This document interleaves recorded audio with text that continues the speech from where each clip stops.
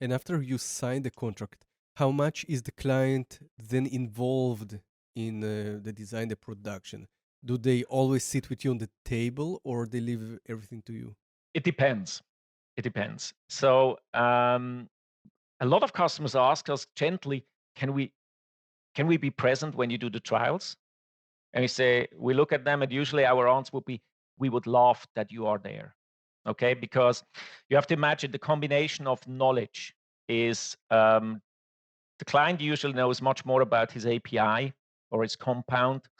We know a little bit more about our process usually on the formulation, and put together the two things, you have this learning curve, and you can decide much faster because time is also of essence. We like to have the customer as a integrated part of the project, as we like to be an integrated part of the project.